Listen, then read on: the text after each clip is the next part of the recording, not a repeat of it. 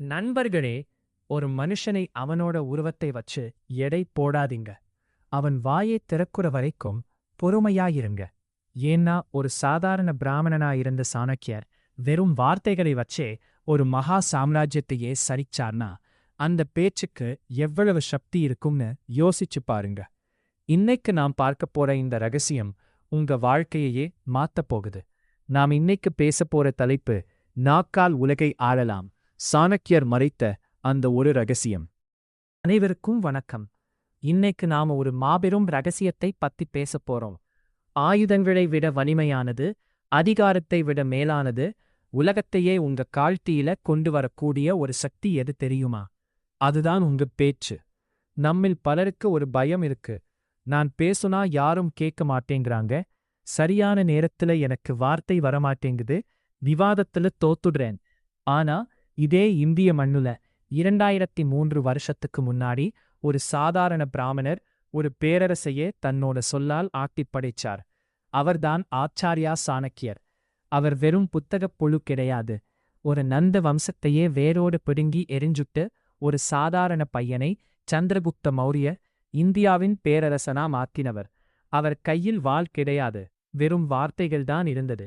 மக்களைக் கவர ஒரு ரகசியம். சாணக்கியர் சொல்வார், ஒரு மனிதனின் நாக்கில்தான் லட்சுமியும் செல்வம், நண்பர்களும் உறவினர்களும் குடியிருக்கிறார்கள்.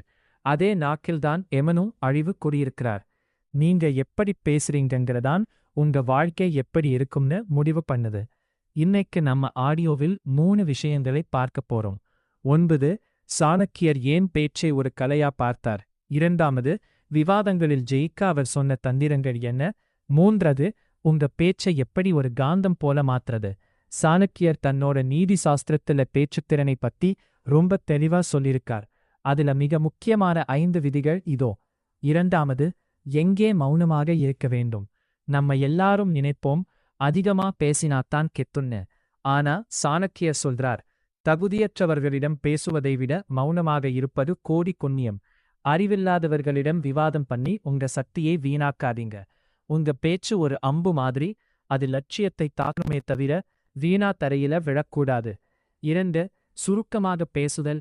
மன்னர்களுக்கு ஆலோசனை சொல்லும்போது சாணக்கியர் மணிக்கணக்குல பேச மாட்டார். ஒரு வரியில உண்மையைச் சொல்லுவார். ஒரு திறமையான பேச்சாளர் என்பவர் கடலை ஒரு கடுக்கிற்குள் அடக்குப்பவர். நீங்க அதிகமா பேச பேச உங்க பேச்சோட மதிப்பு குறையும். கம்மியா பேசுங்க, ஆனா கனமா பேசுங்க. 3, இனிமையாக பேசுதல். சாணக்கியர் ஒரு கசப்பான உண்மையைச் சொன்னார். யானையை ஒரு சின்ன அங்குசத்தால அடக்கிடலாம், இருட்டை ஒரு விளக்கு வெளிச்சத்தால விரட்டிடலாம். அதேபோல ஒரு முரட்டு மனிதனையும் உங்க இனிமையான சொல்லால் அடிமையாக்கலாம். கத்திப் பேசுறது அதிகாரம் கிடையாது, கருத்தால் ஈர்க்கிறதுதான் உண்மையான பேச்சுத்திறன். ஒரு உதாரணம், சந்திரகுப்தர் ஒருமுறை பதட்டத்துல இருந்தப்போ சாணக்கியர் அவர்கிட்ட சொன்னார், சந்திரகுப்தா, கோபம் உன் புத்தியைச் சிதைக்கும். எதிரி உன்னை திட்டும்போது நீ அமைதியாயிரு. உன் மௌனம் அவனை பயமுறுத்தும். நீ பேசும்போது உன் வார்த்தைகள் அவனோட தோல்வியை உறுதி செய்யணும். 4, சூழலுக்கு ஏற்ப பேசுதல். யார் முன்னாடி நிக்கிறீங்கன்னு பாருங்க.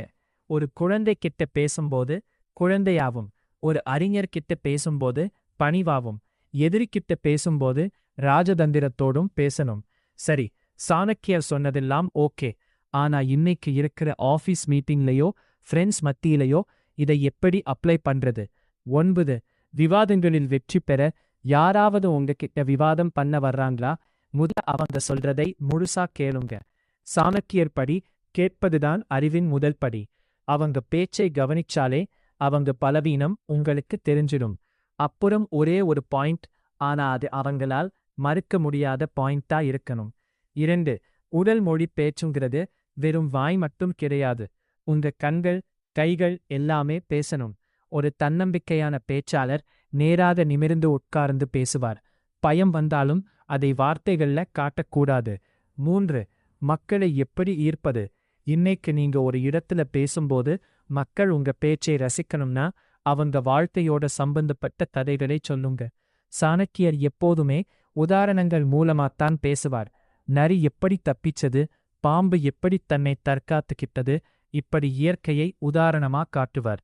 உங்க பேச்சுத் திறமைதான் உங்களுக்கான அடையாளத்தை உருவாக்கும். நீங்க வாயை திறக்கிறதுக்கு முன்னாடி நீங்க யாருன்னு யாருக்கும் தெரியாது. ஆனா நீங்க பேச ஆரம்பிச்ச அடுத்த நிமிஷம் உங்க தரம் என்னன்னு உலகத்துக்கு தெரிஞ்சிடும்.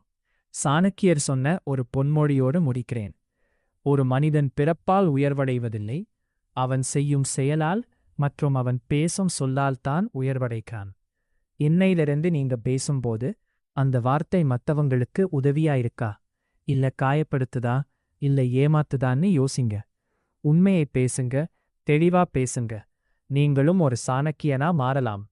கடைசியா ஒரு விஷயம் நண்பர்களே, வார்த்தைங்கிறது வெறும் சத்தம் கிடையாது, அது ஒரு ஆயுதம். சாணக்கியர் அந்த ஆயுதத்தை ரொம்ப நுட்பமா பயன்படுத்தினாரு. இன்னைக்கு நாம் பார்த்த இந்த ரகசியங்களை நீங்க உங்க வாழ்க்கையில, உங்க வேலையில, உங்க உறவுகள்ல பயன்படுத்தி பாருங்க. கண்டிப்பா ஒரு பெரிய மாற்றத்தை உணர்வீங்க. இந்த 15 நிமிஷம் நீங்க என் கூட செலவழிச்சது எனக்கு ரொம்ப சந்தோஷம். இந்த வீடியோ உங்களுக்கு உண்மையிலேயே ஒரு தெளிவை கண்டிருந்தா அந்த ஒரு பாசிட்டிவ் எனர்ஜியோட நம்ம சேனலுக்கு ஒரு லைக் போடுங்க. சாணக்கியரோட இந்த பேச்சுக்களை பத்தி நீங்க என்ன நினைக்கிறீங்க? இதுல எந்த பாய் பாயிண்ட் உங்களுக்கு ரொம்ப பிடிச்சிருக்கிறது? அதை மறக்காம கமெண்ட் பண்ணுங்க. நான் உங்க கமெண்ட்ஸ் படிக்கிறதுக்கு ஆவலா காத்துட்டு இருக்கேன்.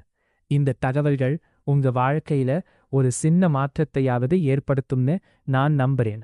இந்த வீடியோ உங்களுக்கு ஒரு இன்ஸ்பிரேஷனா இருந்தா நம்ம சேனலை சப்ஸ்கிரைப் பண்ணி சப்போர்ட் பண்ணுங்க. உங்க ஒவ்வொரு சப்ஸ்கிரைபும் எனக்கு அடுத்த வீடியோவை இன்னும் சிறப்பா போட ஒரு உத்வேகத்தை தரும். உங்க நேரத்துக்கு ரொம்ப நன்றி. நாளைக்கு இன்னும் ஒரு வெறித்தனமான கண்டென்ட்டோட உங்களை வந்து சந்திக்கிறேன்.